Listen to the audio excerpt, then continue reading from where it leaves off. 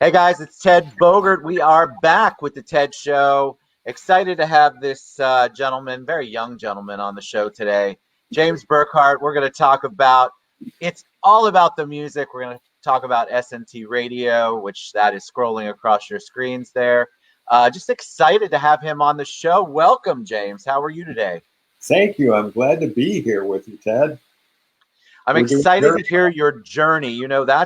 That's what it's all about, is the journey. And then some people will obviously go, oh, I got questions now. So we'll get to all of that. But before we get into radio and why you chose It's All About the Music, let's learn a little bit about you. So give us some origin story. Well, a child of the 60s. I was born in the mid-50s. So when the Beatles hit, that was very shaping for me musically. My mother was the first one to notice I had any talent at all, because I could sing very well in the back of the church during Christmas time, because I knew all the Christmas carols. And I love Christmas time. So I'm getting into my favorite time of the year.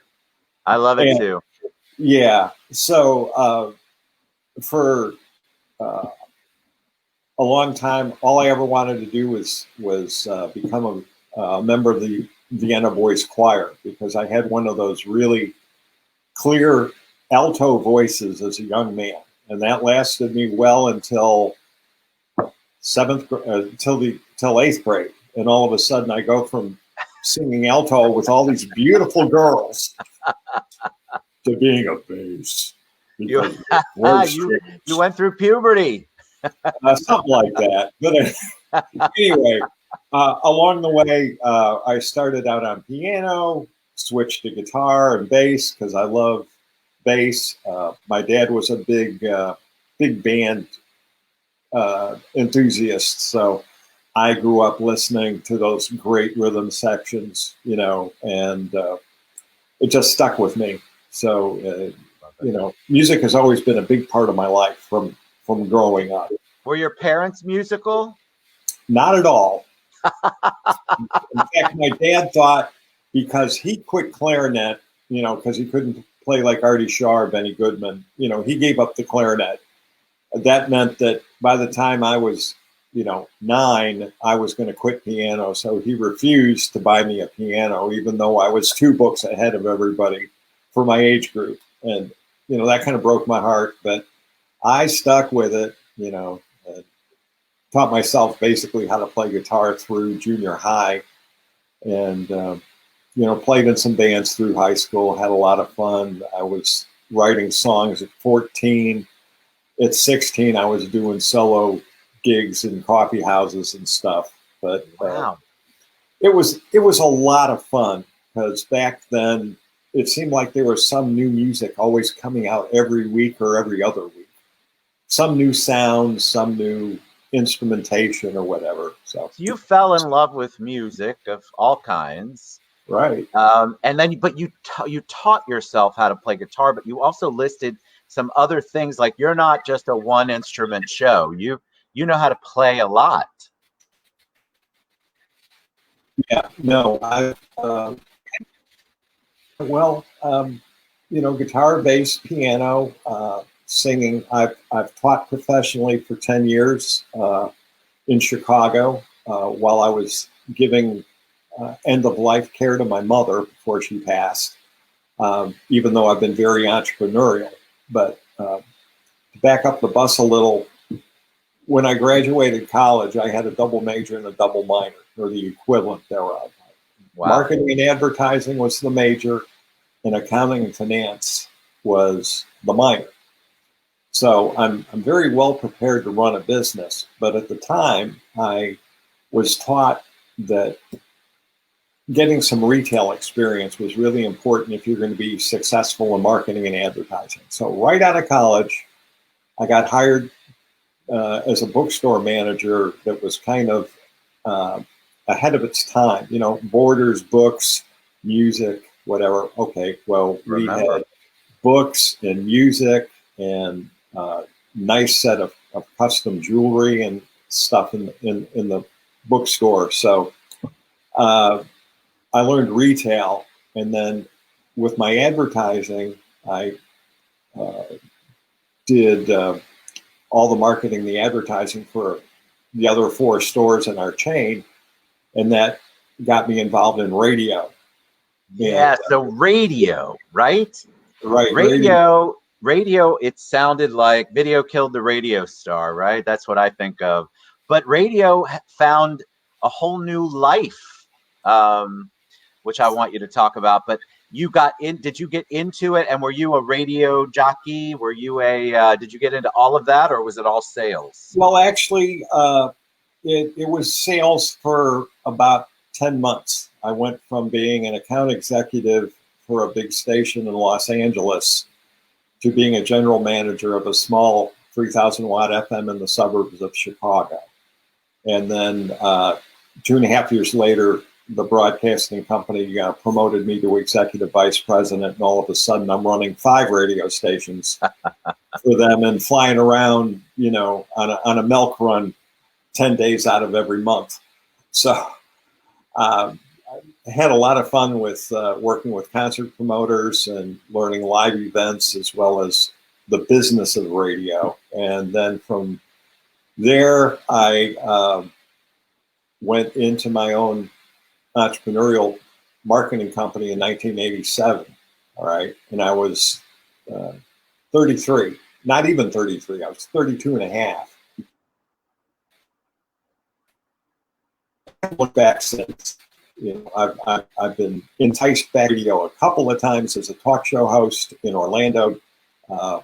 Back in 07 and 08, I was on the What did you do for WORL. a little bit of that broke up? Tell me, a little bit of that broke up. What did you do in Orlando from 07 to 08?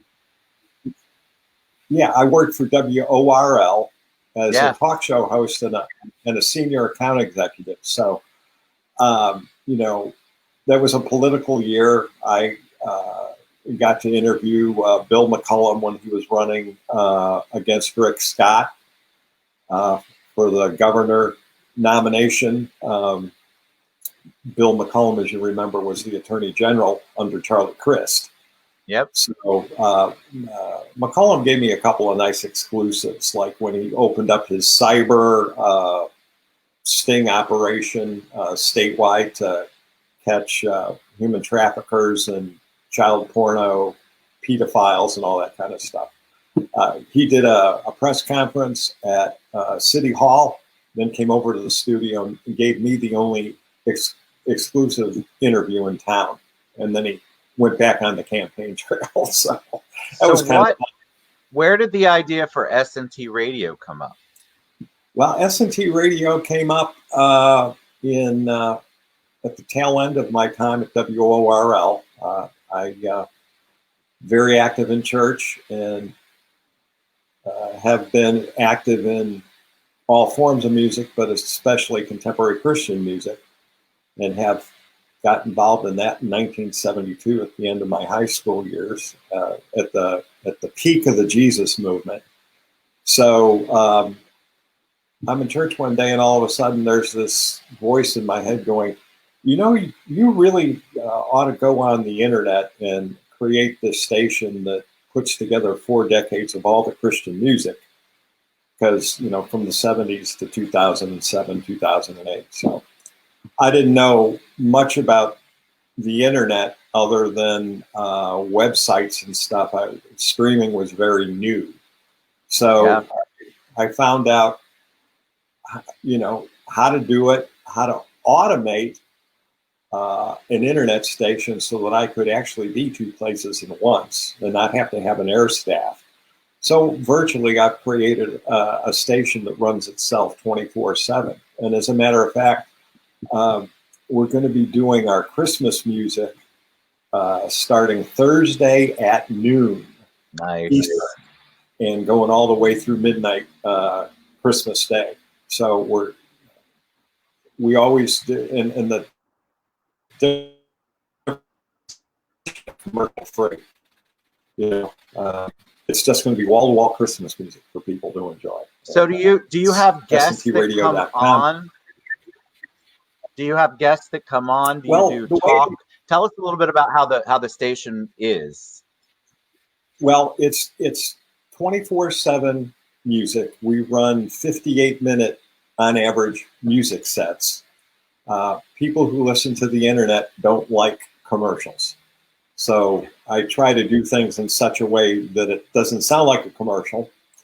And Sundays have always been commercial free. And all we do is run praise and worship music on Sunday, just kind of an inspirational thing. And when I do interviews, we've interviewed, record producers, artists, authors, filmmakers, but I have a podcast page. And what we do is we record them off air and put them on the podcast page where anybody at any time can listen to them at their leisure. So it's not like, hey, you got to tune in at Friday at noon for blah, blah, blah. No, because people want to listen to the music.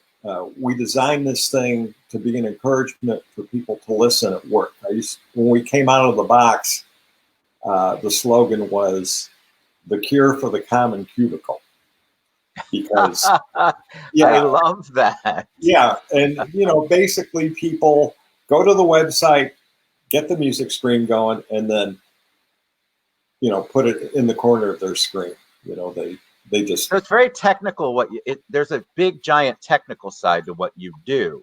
Oh, in order for you to set that all up and make sure it's timed properly. I think people don't understand how much precision has to go into getting everything synced right. Tell us a little bit about that process, because you mentioned 58 minutes of music.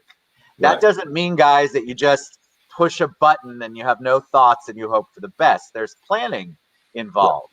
Well, the beauty of this is that the broadcasting system we use, we have all of this flexibility to create our own custom software instructions. So I spent hours and hours tweaking the programming behind what happens so that it'll crossfade to the next song perfectly. Now, the other thing people need to know is that I've studied music production and music business at Berklee College of Music.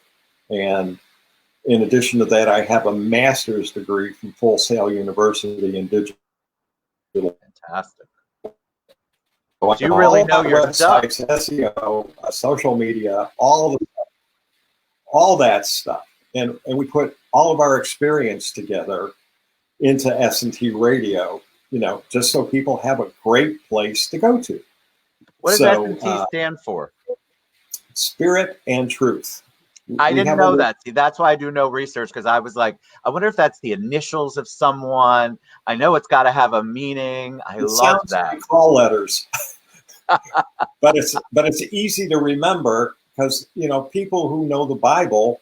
There's a passage in the Book of John where it says, "God is looking for true worshipers who will worship Him in spirit and in truth." I love it. And back in the day, no one was saying that about their radio station. It was Love 96 or, Praise This or, Positive Hits or whatever. And it's like, I'm going to do this for the long haul because I know that there's another move of God that's going to dwarf what I went through in the 70s with the Jesus movement. And I set up this radio station for that time and place, and I think we're approaching it. Because it's all the signs are there. And if you read the book of Revelation, you kind of understand a little bit about what's going on. So you have there's a longer range plan here. That's correct. And let me ask you, before we went live, I had a bunch of people, I'm assuming they're artists of some kind, Christian artists, ask if you take submissions if their station takes submissions for new music. How do you choose your music that gets played those 58 minutes out of the hour? I'm glad you asked that question, because one of the things I do is I volunteer for an organization called Christian Songwriters and Musicians International. And they're all independent, unsigned artists from all around the world. They have 2 conventions a year. I speak at every one.